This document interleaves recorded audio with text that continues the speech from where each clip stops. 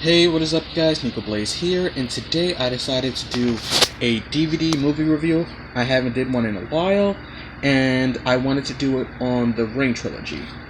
Um, if you guys don't know what the Ring Trilogy is, it was originally made in Japan. It was called Ring U, but the American version, the one I'm familiar with anyway, the story is about a girl who was born with a gift to get in people's heads. Her name's Samora, and when she was born, well, this is the original story anyway, because there's a story that they decided to do in this film that kind of debunks the first two movie film story. And pretty much in the first two films, the story is that Samora was born with the power to kind of get in people's heads and make them see terrifying things. And one day when a farmer and his wife decided to adopt her, the Samora would put the most torturous, horrendous visions in the mother's heads. Well, everybody's heads. Anybody who was around her, she made them see terrifying things. All she did was sit up and watch TV all day. She wouldn't sleep. So the family decided to put her in a barn, like where the horses were. And pretty much one day, the mother, the foster mother, I want to say, had got tired of the girl's powers and making her see the terrible things, so she decided to smother Samora and throw her down the well. But only thing is, Samora wasn't dead. She was alive at the bottom of the well for 7 days before she starved to death. And before she died, she recorded like very shocking, torturous images on a videotape. And pretty much the videotape got out, and after every single person watched that video, a phone would ring and it'll say you would die in 7 days.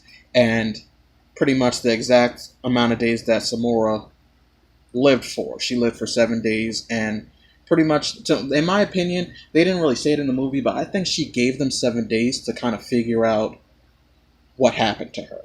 Because pretty much from the first film and the second film, that's what the main protagonists were doing. They were figuring out what happened to Samora, like where did she come from, and stuff like that. So, first film, it's classic. If you were born in between the 90s and the 2000s, chances are you've seen this movie, and it's terrifying. Best movie, in my opinion, around the 2000s horror-wise. Second film, like it kind of debunked a lot of what happened in the first film. They pretty much, to kind of keep throwing Samora off, you have to make a copy of the tape and give it to somebody else. That's the only way to save you and stuff. So the mother in the first film, she made a copy of the videotape and made her son make a copy of the videotape because he watched the tape as well.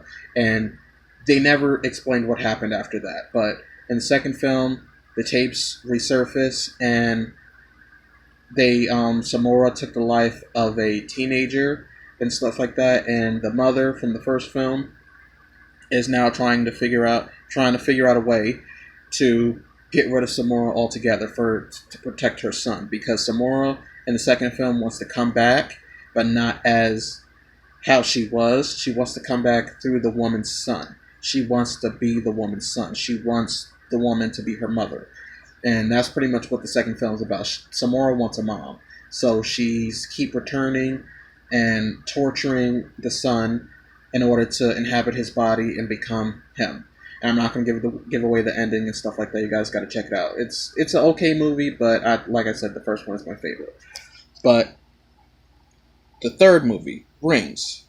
Well, first thing to talk about in this film, Rings 2, The Rings was actually a short film that was made as a prequel to this film.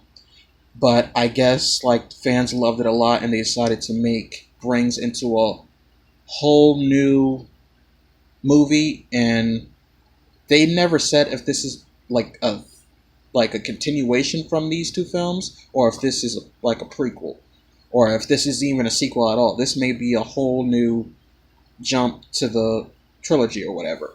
But in The Rings, pretty much, guys, movie is okay. If I had to rate it, I would give it a 3 out of 5. In the rings, pretty much Samora is around, people are watching the tape, but the thing is, she's been updated. She is on the internet, and she is in a college where it's sort of a, I don't want to say a cult, but a club that kids watch the videotape, and they have to keep sorry guys, passing it on. Sorry, I got a little tongue tied. They pass it on and pass it on and pass it on until one day a girl who her boyfriend had kind of disappeared. He didn't return any of her texts or phone calls or anything like that. Goes and looks for him, and she finds the videotape on his laptop. She watches it, and weirdly enough, it's a whole nother version of the tape that nobody has seen. And pretty much they go on like this big journey trying to figure out what is Samora asking for, why is this girl only seeing a version of the tape that nobody else seen, and stuff like that. And they pretty much redo the story, well, her origin story. And in this film, Samora is, well, they don't really talk about Samora in the film. Mostly they talk about her mother. Her mother was kept hostage by the town priest, and she was assaulted, and she ended up getting pregnant with Samora as an outcome. And it kind of loops to the second film where after she left town, she ended up in the asylum, and she ended up giving birth to Samora. And she actually tried to drown Samora, and her, like, pretty much her answer for trying to drown Samora was that she was trying to save her daughter, and that something was trying to take over her daughter's body. And pretty much that touches base, like I said, with the second one. But in the third film, you're pretty much going the, okay, Samora's the bad guy in the film, don't get me wrong, but pretty much her father, the priest, is also the bad guy that they have to worry about. And they're trying to expose the truth of what happened to Samora's mother all those years ago. And like I said, 3 out of 5, guys. It wasn't that good. They were kind of overhyped it. They made it seem like it was going to be as good as the first one and stuff. So yeah, if I had to rate the whole trilogy as a whole, I'm gonna do probably a number out of 10, because that would only be fair.